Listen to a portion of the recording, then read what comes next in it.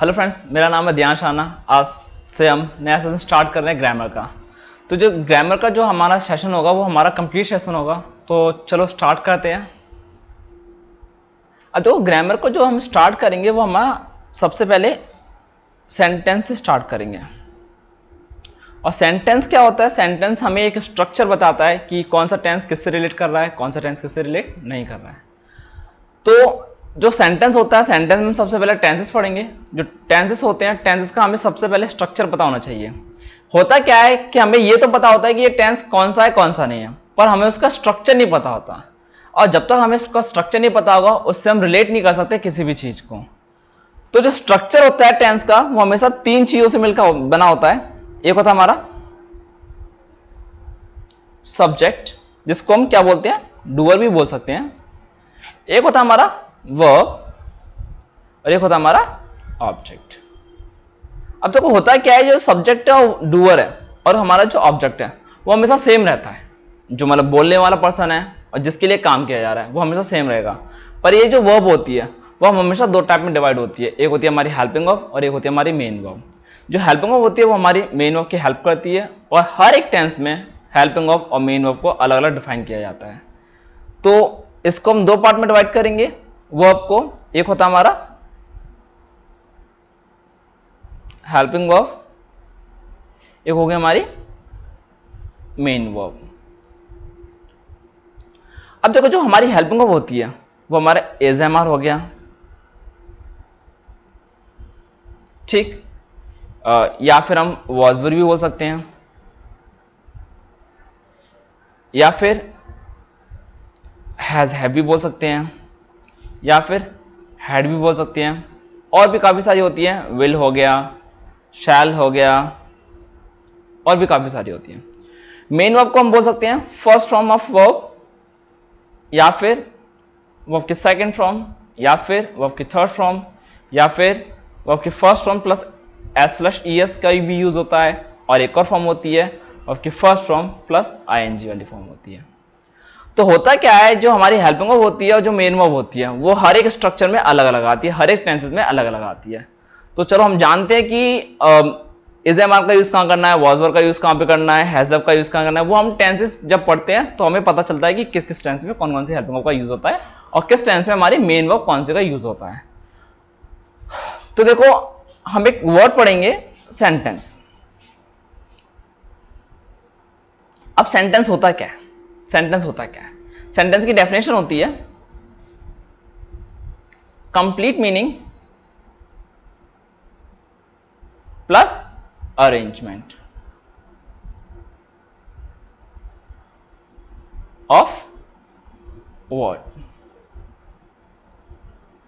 अब देखो, सेंटेंस की हमने डेफिनेशन ये क्यों लिखी कि complete meaning plus arrangement of word, ठीक। अब देखो, जो सेंटेंस होता है, मैंने बोल दिया कि राम एंड श्याम, तो उसका कोई भी कंप्लीट मीनिंग नहीं है और उसका कंप्लीट कोई सेंस भी नहीं है। तो पहले तो हमें उसका कंप्लीट मीनिंग पता होना चाहिए, उसके बाद अरेंजमेंट ऑफ वर्ड पता होना चाहिए। जैसे कि अगर मैं बोल देता हूं राम एंड श्याम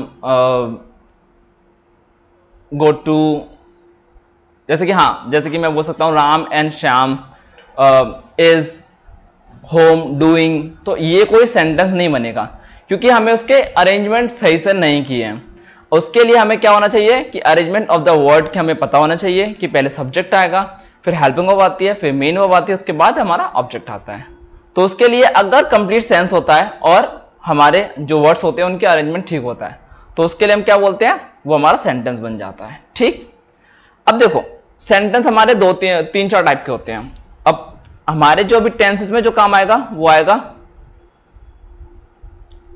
एडजेक्टिव, और सेकंड पार्ट आएगा इसका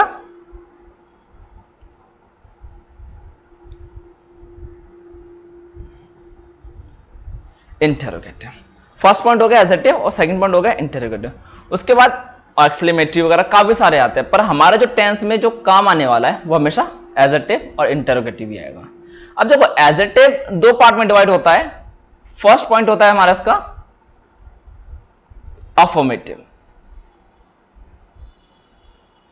अफर्मेटिव, अब जो अफर्मेटिव होता है वो क्या होता है, subject plus helping verb plus main verb plus object.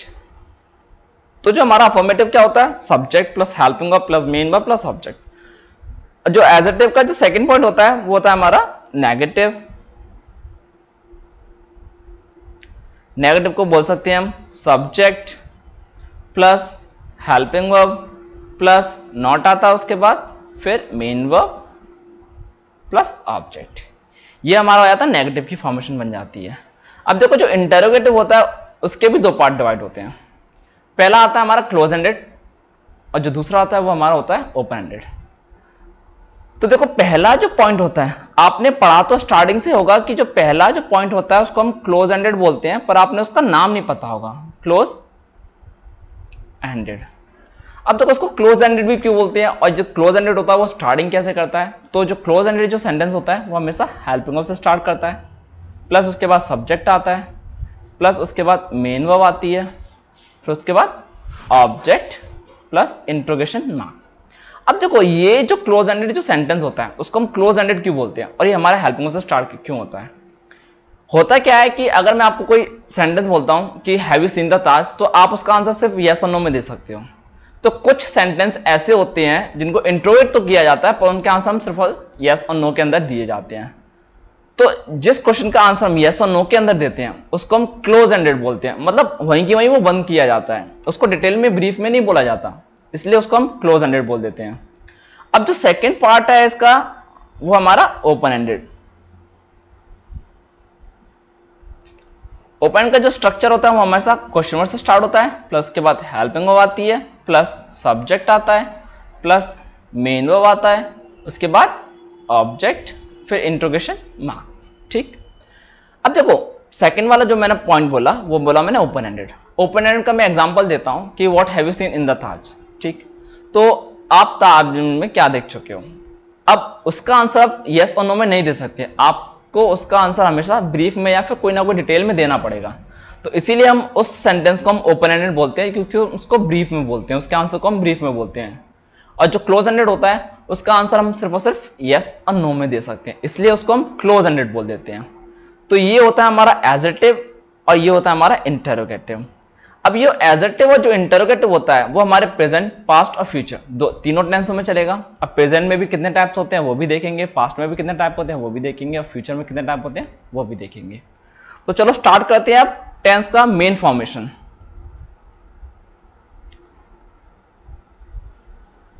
ये हो गया हमारा टेंस। अब टेंस को हम तीन पार्ट में डिवाइड करते हैं। फर्स्ट हो गया हमारा पास्ट, सेकेंड प्रेजेंट, और थर्ड पॉइंट हो गया हमारा फ्यूचर। टेंस होता कुछ नहीं है, हमारा टाइम जो होता है उसी को हम टेंस बोल देते हैं। अब टाइम जो होता है वो कुछ टाइप में डिवाइड होता है। एक तो जो जिसका हमें एक्सपीरियंस पहले से है, और एक टाइम एक ऐसा होता है जिसका हम एक्सपीरियंस अभी कर रहे हैं, और एक टाइम ऐसा जिसका हमें एक्सपीरियंस होने वाला होता है या फिर होगा, हमें उसके बारे में कोई एक्सपीरियंस पहले से नहीं है। अब जिसका हमें एक्सपीरियंस पहले से उसको हम पास्ट बोल देते हैं, जिसका हम एक्सपीरियंस कर रहे हैं अभी प्रेजेंट में उसको हम प्रेजेंट बोल देते हैं, जिसका हमें कोई एक्सपीरियंस नहीं है उसको हम फ्यूचर बोल देते हैं। अब देखो जो पास्ट, प्रेजेंट और फ्यूचर है इसके भी काफी पार्ट्स होते हैं। फॉर एग्जाम्पल मैं लेके चलता हूं indefinite, second continuous, third part आता है इसका परफेक्ट, और फोर्थ पार्ट होता है इसका परफेक्ट कंटिन्यूअस। अब इसके चार पार्ट हो गए, इंडेफिनिट, कंटिन्यूअस, परफेक्ट और परफेक्ट कंटिन्यूअस। पास्ट के भी चार पार्ट होते हैं वाले, प्रेजेंट के भी 4 पार्ट्स होते हैं, और फ्यूचर के भी 4 पार्ट्स होते हैं। अब देखो ये जो indefinite, continuous, perfect, perfect continuous present के भी होते हैं, पास्ट के भी होते हैं, फ्यूचर के भी होते हैं। तो पहले हम स्टार्ट करेंगे वो प्रेजेंट से स्टार्ट करेंगे। प्रेजेंट के हमारे जो इंडेफिनिट है उसको रिलेट करेंगे, फिर प्रेजेंट कंटिन्यूअस फिर उसको डिफाइन करेंगे, फिर प्रेजेंट परफेक्ट, फिर प्रेजेंट परफेक्ट कंटिन्यूअस। ऐसे ऐसे चलते हम पास्ट को लेके आएंगे, उसके बाद हम फ्यूचर को लेके आएंगे। तो सबसे पहले हम प्रेजेंट को लेके आते हैं। तो चलो स्टार्ट करते हैं प्रेजेंट इंडेफिनिट। फर्स्ट पॉइंट हो गया हमारा प्रेजेंट इंडेफिनिट। अब देखो प्रेजेंट इंडेफिनिट क्या होता है, ठीक से समझना। कुछ ऐसी कंडीशंस जिनको हम डेली रूटीन में करते हैं। मैं बोलूं कि आई गो टू मार्केट, मैं मार्केट जाता हूं। अगर इसके रिलेट में मैं दूसरा सेंटेंस भी बोल सकता हूं कि I am going to market. तो मैं मार्केट जा रहा हूं और मैं मार्केट जाता हूं, दोनों में सिर्फ इतना फर्क है कि एक चीज ऐसे बता रहा है कि उस चीज को मैं डेली करता हूं, और एक ऐसी कंडीशन को बता रहा है कि जिसको मैं अभी कर रहा हूं। तो जो अभी कर रहा हूं तो वो सिर्फ मैं अभी के लिए कर रहा हूं, तो उसको हम प्रेजेंट कंटिन्यूअस बोल देंगे। प्रेजेंट में जो कंटिन्यूअसली चल रहा है उसको हम प्रेजेंट कंटिन्यूअस बोल देंगे। पर एक ऐसी कंडीशन जो मैं शो करना चाहता हूं कि वो मैं डेली करता हूं, अपना हैबिचुअल एक्शन बताऊं या फिर अपना डेली रूटीन की जो चीजें बताऊं, उनको हम प्रेजेंट इंडेफिनिट के अंदर लेके जाते हैं। या फिर ये भी बोल सकते हैं कि जो यूनिवर्सल ट्रुथ की जो चीजें होती हैं उनको भी हम प्रेजेंट इंडेफिनिट के अंदर लेके चलते हैं। ठीक, जैसे कि फॉर एग्जांपल एक मैं एग्जांपल लेके चलता हूं कि अर्थ रोटेट्स ऑन इट्स एक्सिस, तो ये एक यूनिवर्सल फैक्ट है, तो वो जो सेंटेंस है वो भी हमेशा प्रेजेंट इंडेफिनिट के अंदर आएगा। तो प्रेजेंट इंडेफिनिट के अंदर कौन कौन सी चीज आ सकती हैं, एक ऐसी चीज जो हमारा डेली रूटीन से रिलेट कर रहा हो, या फिर हैबिचुअल जो एक्शंस होते हैं उसको भी बोल सकते हैं, या फिर हम जो यूनिवर्सल फैक्ट बताते हैं उनको भी हम प्रेजेंट इंडेफिनिट में लेके चलते हैं। अब देखो प्रेजेंट इंडेफिनिट में भी हमारे 3 टाइप के होते हैं, अफर्मेटिव, नेगेटिव और इंटरोगेटिव। अफर्मेटिव नेगेटिव को हम बोलते हैं कि एजर्टिव में आ जाते हैं, जैसे कि अभी हमने थोड़ी देर पहले पढ़ा था कि जो एजर्टिव का जो पार्ट होता है उसी में हमारे 2 पार्ट होते हैं, एक अफर्मेटिव, एक होता है हमारा नेगेटिव। तो फर्स्ट पॉइंट लेके चलेंगे हम, फर्स्ट पॉइंट लेके चलेंगे एजर्टिव। एजर्टिव में फर्स्ट पार्ट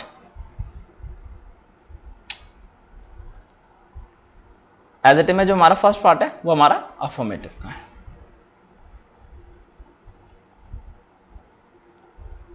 अफर्मेटिव क्या होता है, अफर्मेटिव एक पॉजिटिव सेंटेंस को बोला जाता है। अब देखो इसमें जो अफर्मेटिव है वो 2 टाइप से रिलेट करेंगे हम उसको, एक होगा सिंगुलर सब्जेक्ट के लिए, एक होगा प्लूरल सब्जेक्ट के लिए।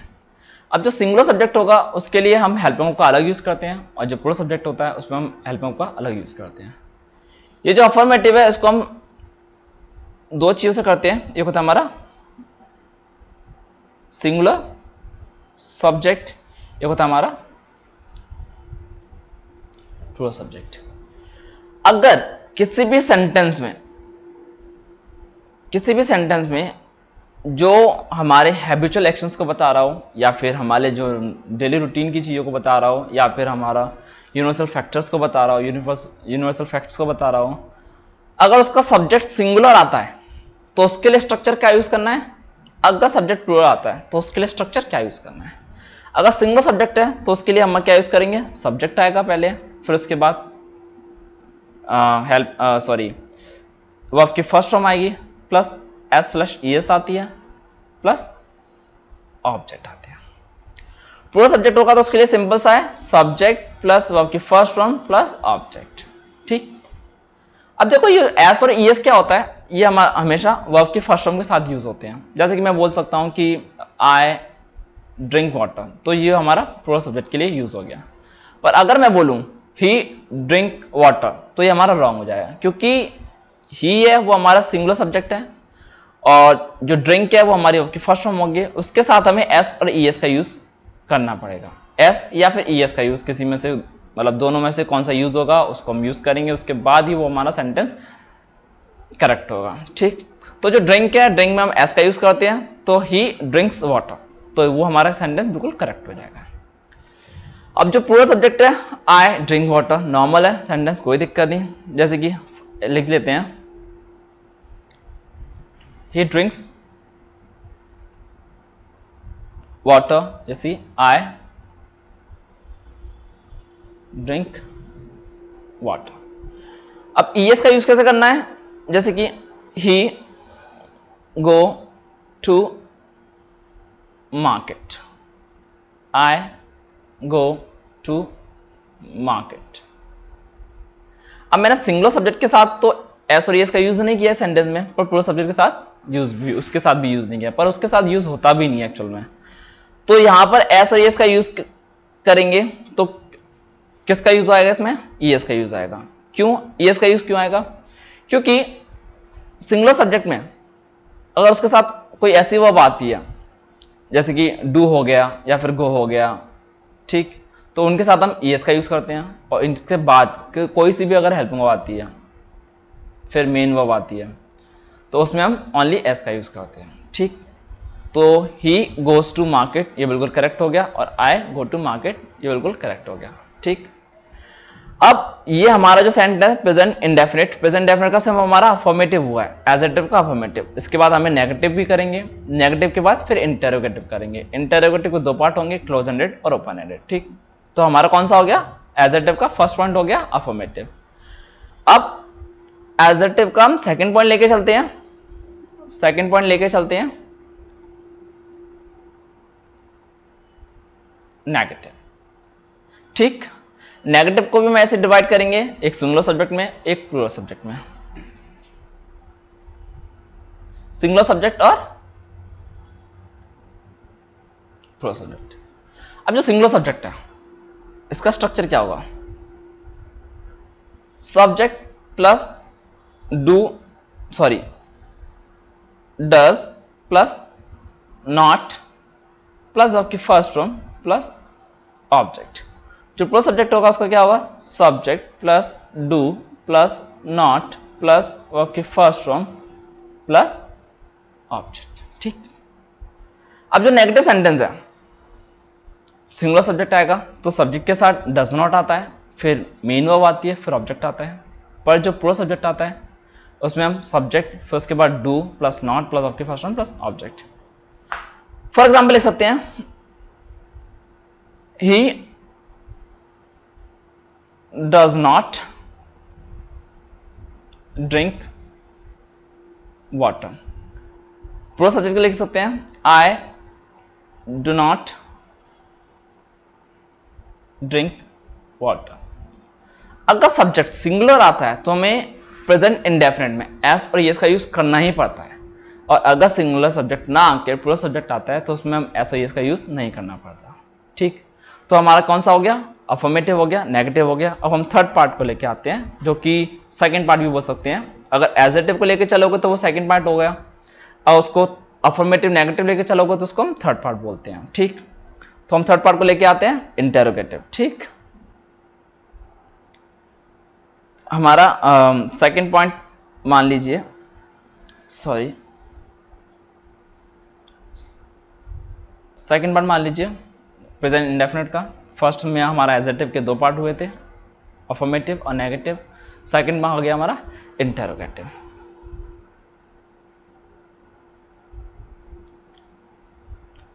इंटरोगेटिव के देखो दो पार्ट होते हैं, जैसे कि मैंने समझाया, क्लोज एंडेड और एक होता है हमारा ओपन एंडेड। क्लोज एंडेड हमारे एक हेल्पिंग से स्टार्ट होता है, तो इस वाले सेंटेंस में हमारी हेल्पिंग चलती है डू और डज, ठीक। तो इस वाले सेंटेंस में जो हमारी हेल्पिंग चलती है वो चलती है हमारी डू स्लैश डज, प्लस एक सब्जेक्ट आता है, प्लस हेल्पिंग वर्ब आती है, फिर main verb plus object plus interrogation mark, ठीक। और अगर ओपन एंडेड की बात करते हैं तो इसका जो स्ट्रक्चर होता है वो होता है क्वेश्चन वर्ड से स्टार्ट होता है, प्लस डू स्लैश डज आएगा, plus subject plus helping verb plus main verb plus object plus interrogation mark, ठीक। अब देखो जो इसमें, हाँ देखो इसमें क्या होता है, इसमें जो हेल्पिंग वर्ब है, इसकी जो हेल्पिंग वर्ब है और इसकी जो हेल्पिंग वर्ब है वो हमेशा इंटरोगेटिव के आते ही वो स्टार्टिंग में आना स्टार्ट हो जाती है, ठीक। जैसे कि हमारा डू और डज आ गया तो यहाँ पे हमें हेल्पिंग वर्ब की जरूरत नहीं पड़ेगी। अगर डू और डज यहाँ पे नहीं आता है कि अगर वो हमारा अफर्मेटिव या फिर नेगेटिव में आता है तो यहाँ पे हमें हेल्पिंग वर्ब की जरूरत पड़ती है, ठीक। तो यहाँ पे जो डू और डज है वही हमारी ओपन एंड की हेल्पिंग वर्ब है और जो वही हमारी क्लोज एंडेड की हेल्पिंग वर्ब है, ठीक। अब इंटरोगेटिव हमारा दो पार्ट हो गए, एक हो गया क्लोज एंडेड, एक हो गया हमारा ओपन एंडेड। क्लोज एंडेड एक ऐसा सेंटेंस जिसका आंसर हम यस और नो में दे सकते हैं, उसका डिटेल में कभी नहीं दे सकते, उसको बोलते हैं हम क्लोज एंडेड। जैसे कि do you live in Agra, तो आप यस और नो में आंसर दे सकते हो उसका। अगर मैं आपको ओपन एंडेड में उसका क्वेश्चन पूछता हूँ तो where do you live in Agra, तो उसका आंसर आप यस और नो में नहीं दे सकते, उसका आंसर आपको डिटेल में देना पड़ेगा। ठीक, तो जिसका आंसर हम यस और नो में देते हैं, यस और नो में देते हैं, उसको तो बोलते हैं हम क्लोज एंडेड। और जिसका आंसर हम डिटेल में देते हैं उसको बोलते हैं हम ओपन एंडेड। तो यहां पर ये जो प्रेजेंट इंडेफिनिट है ओवर होता है, उसके बाद हम स्टार्ट करते हैं प्रेजेंट कंटिन्यूअस को। प्रेजेंट देखो जो इंडेफिनिट है वो हमारा दो पार्ट में डिवाइड हुआ था, एक एडजेक्टिव में, एक हमारा इंटरोगेटिव में। एडजेक्टिव में हमारे दो पार्ट हुए थे, हम रिवाइज कर लेते हैं। देखो एक बार, एडजेक्टिव में हमारे दो पार्ट हुए थे, एक हमारा अफर्मेटिव, एक हमारा नेगेटिव। अफर्मेटिव में भी हमारे दो पार्ट थे, एक सिंगुलर सब्जेक्ट आता है तो क्या करेंगे, प्लूरल सब्जेक्ट आता है तो क्या करेंगे। सिंगुलर सब्जेक्ट आता है तो सब्जेक्ट, उसके बाद वर्ब की फर्स्ट फॉर्म प्लस एस/ईएस, उसके बाद ऑब्जेक्ट। प्लूरल सब्जेक्ट आता है तो सब्जेक्ट प्लस वर्ब की first form plus object, simple सा रहता है। ठीक, सेकंड पार्ट आता है इसका नेगेटिव। नेगेटिव में देखो सिंगुलर सब्जेक्ट और प्लूरल सब्जेक्ट दोनों होते हैं। सिंगुलर सब्जेक्ट आता है तो डज आता है, प्लूरल सब्जेक्ट आता है तो डू आता है। उसके बाद हमारा इंटरोगेटिव स्टार्ट किया हमने। इंटरोगेटिव में दो पार्ट होते हैं, एक होता है हमारा क्लोज एंडेड और एक होता है हमारा ओपन एंडेड। क्लोज एंडेड आते ही हमारे जो हेल्पिंग होती है वो सबसे स्टार्टिंग में आ जाती है, और जो ओपन एंड आते ही हमारा क्वेश्चन वर्ड सबसे पहले आ जाता है। तो जो क्लोज एंड का जो स्ट्रक्चर होता है, do does plus subject plus main verb plus object plus interrogation mark. जो ओपन एंडेड होता है, question word plus do does plus subject plus main verb plus object plus interrogation mark. ठीक, तो यहां पे हमारा जो प्रेजेंट इंडेफिनिट है वो ओवर होता है। अब स्टार्ट करते हैं प्रेजेंट कंटिन्यूअस को। अब देखो सेकंड जो सेंटेंस स्टार्ट होगा वो होगा हमारा प्रेजेंट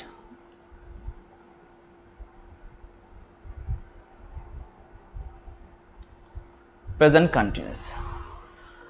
प्रेजेंट कंटिन्यूअस कैसी कंडीशंस होती है? अब देखो लोग बोलते हैं कि जो प्रेजेंट में कंटिन्यूअस कर रहे हैं उसको हम प्रेजेंट कंटिन्यूअस बोलते हैं। ठीक, हम भी मानते हैं कि ऐसे कंडीशंस को हम प्रेजेंट कंटिन्यूअस बोलते हैं, पर इसकी एक और कंडीशन होती है। जैसे कि ध्यान से समझना कि मैं एक कंडीशन लेके चलता हूं आपके साथ कि मैं ड्राइविंग कर रहा हूं। ठीक, आपका मैसेज कॉल आता है तो मैं क्या मैसेज करूंगा कि talk to you later, I am driving now. तो जब मैं वो मैसेज कर रहा हूँ, मैंने ड्राइविंग स्टार्ट की होगी उस टाइम पर? नहीं स्टार्ट की होगी। जब मैंने जो मैसेज किया होगा उस टाइम में मैंने ड्राइविंग एंड की होगी? नहीं स्टार्ट की, नहीं एंड की होगी। तो एक ऐसी कंडीशन जो स्लाइट पास्ट आता है उसमें, फिर उसके बाद प्रेजेंट, फिर उसके बाद स्लाइट फ्यूचर। एक ऐसी कंडीशन जिसमें स्लाइट पास्ट प्रेजेंट को लेके आता है, फिर उसके बाद स्लाइट फ्यूचर को लेके आता है। फॉर एग्जांपल मैंने अभी आपको दिया कि मैं एक मैसेज करता हूं आपके पास कि I talk to later, I am driving now. तो उस कंडीशन से पहले मैंने थोड़ी देर पहले शायद वो ड्राइविंग स्टार्ट की होगी, या फिर उस कंडीशन के थोड़ी देर बाद मैं उसको एंड करूंगा। अगर मैं उसको तभी स्टार्ट करूंगा ड्राइविंग को, तो मैं उसको कॉल रिसीव कर सकता हूं, यस कर सकता हूं। अगर मैं उसको एंड कर रहा हूं तो मैं उसकी कॉल रिसीव कर सकता हूं। पर ऐसी कंडीशन जिसमें मैंने उसको मैसेज किया कि मैं अभी ड्राइविंग कर रहा हूं, मैं अभी आपसे बात नहीं कर सकता, मैं आपसे थोड़ी देर बात करूंगा, तो वो उस टाइम पे जो कंडीशन होगी वो एक पर्टिकुलर टाइम पे चल रही होगी, थोड़ी देर पहले से स्टार्ट हुई होगी और शायद थोड़ी देर बाद तक, या फिर 1 घंटे बाद तक, या फिर 2-3 घंटे बाद तक भी वो कंडीशन चल सकती है। ठीक, तो एक ऐसी कंडीशन जिसमें slight past plus present plus slight future, उन तीनों चीजों को लेके आता है, उसको बोलते हैं प्रेजेंट कंटिन्यूअस। प्रेजेंट में जो कंटिन्यूअस चल रहा है, जैसे कि मैं, अगर मेरे से कोई पूछता है तो तुम क्या कर रहे हो, मैं बोलता हूं मैं पानी पी रहा हूं, तो मैंने स्टार्टिंग नहीं किया होगा वो पानी पीना, ना ही मैंने एंड किया होगा। ठीक, तो उससे मैंने थोड़ी देर पहले स्टार्ट किया होगा, या फिर उसके थोड़ी देर बाद मैं उसको एंड करूंगा। तो जो पास्ट से स्टार्ट किए मैंने, फिर प्रेजेंट में लेके चल रहा हूं, फिर उसको फ्यूचर में एंड करूंगा। ऐसी चीज को बोलते हैं हम प्रेजेंट कंटिन्यूअस। स्लाइड पास्ट आता है, उसमें स्लाइड भी हो सकता है, काफी पास्ट भी हो सकता है, कोई दिक्कत नहीं उसमें। उसके बाद प्रेजेंट आता है, उसके बाद स्लाइड फ्यूचर आता है, क्योंकि हम स्लाइड फ्यूचर तक उसको बोल सकते हैं, ये नहीं बोल सकते कि फ्यूचर तक चलेगा। ठीक, अब ऐसी कंडीशन को हम क्या बोलते हैं, प्रेजेंट कंटिन्यूअस बोलते हैं। अब इसमें भी दो टाइप के टेंस बनते हैं, एक होता है हमारा एजेटिव, एक होता है हमारा इंटेरोगेटिव, एक होता है हमारा एजेटिव। तो फर्स्ट पॉइंट इसका होगा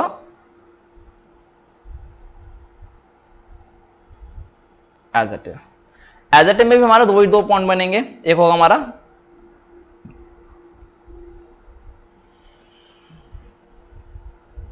अफर्मेटिव, ठीक, और जो सेकंड पॉइंट होगा वो हमारा होगा नेगेटिव। पहले हम अफर्मेटिव के स्ट्रक्चर को समझते हैं। देखो उसमें होता है क्या है कि सब्जेक्ट आता है plus is, am, are plus आपकी फर्स्ट फॉर्म प्लस आईएनजी आती है प्लस ऑब्जेक्ट, ठीक। ऐसे सेंटेंस को जिसमें सब्जेक्ट के साथ इज, एम, आर आता है, फिर आपकी फर्स्ट फॉर्म प्लस आईएनजी आती है, उसके बाद ऑब्जेक्ट आता है, उसको हम क्या बोलते हैं? प्रेजेंट कंटिन्यूअस बोलते हैं। प्रेजेंट कंटिन्यूअस को हम अफर्मेटिव बोलते हैं, जो एजेटिव का फर्स्ट पॉइंट होता है। For example,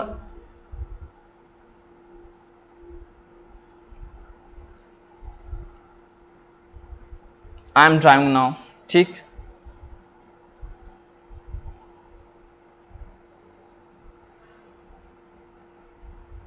I am drinking water, काफी सारे एग्जाम्पल आप नोट कर सकते हो, ठीक। अब देखो सेकंड पॉइंट में लेके आऊंगा इसमें अफर्मेटिव के बाद, वो आएगा हमारा नेगेटिव। नेगेटिव में क्या होता है? Subject plus is, am, are plus not plus आपकी first form plus ING plus object. Negative का स्ट्रक्चर क्या होता है? Subject plus is, am, are plus आपकी first form plus not plus आपकी first form plus ING plus object. ऐसे sentence को बोलते हैं हम एजेटिव का नेगेटिव पॉइंट, ठीक। अब देखो आपको ये तो पता होगा कि ये जो इज होता है वो हमारा सिंगुलर के लिए यूज होता है, सिंगुलर सब्जेक्ट होता है। एम हमेशा आई के लिए यूज होता है और आर प्लूरल के लिए यूज होता है। इसमें भी सेम रहेगा, सिंगुलर के लिए रहेगा ये आई, और ये जो होगा वो प्लूरल के लिए रहेगा, ठीक। तो ये हमारा जो अफर्मेटिव नेगेटिव यहां पे कंप्लीट होता है। तो इसको हम एग्जांपल ले लेते हैं। I am not driving now, या फिर एक और ले सकता हूं, आई एम नॉट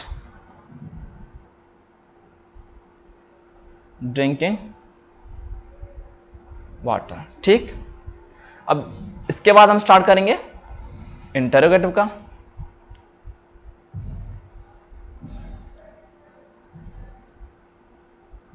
इंटरोगेटिव में हमारा जैसे कि आपको पता है फर्स्ट पॉइंट हमारा क्या होने वाला है? Close ended. अब क्लोज एंडेड मैंने आपको बताया कि क्लोज एंडेड हमेशा हेल्पिंग से स्टार्ट होता है, तो इसमें जो हेल्पिंग होती है हमारी इज, एम, आर होती है, ठीक। तो इसमें क्या होगा? Is, am, are plus subject plus verb की first form plus ING plus object plus interrogation mark, ठीक। अब फॉर एग्जांपल मैं एक लेता हूं कि देखो पहले तो आपको ये पता होगा कि इज, एम, आर, इज कहां पे यूज होना है, एम कहां पे यूज होना है, आर कहां पे यूज होना है। सिंगुलर सब्जेक्ट आता है तो इज, आई आता है तो एम, और प्लूरल सब्जेक्ट आता है तो आर यूज होता है, ठीक। उसके बाद सब्जेक्ट प्लस आपकी first form plus ING plus object plus उसके बाद इंट्रोगेशन मार्क, ठीक। फॉर एग्जाम्पल लेते हैं,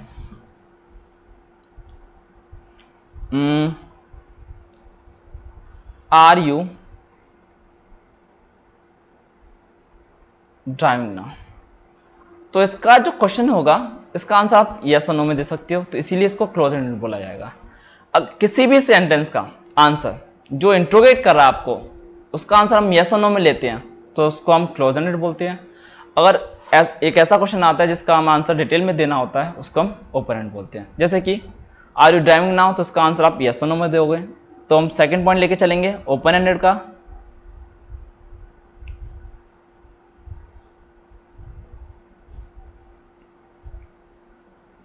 ओपन एंड का तो उसका जो स्ट्रक्चर होता है वो हमेशा क्वेश्चन वर्ड से स्टार्ट होता है, प्लस हेल्पिंग ऑफ जो कि हमारी इज, एम, आर है, प्लस सब्जेक्ट प्लस वर्ब की first form plus ING plus object, उसके बाद इंट्रोगेशन मार्क, ठीक।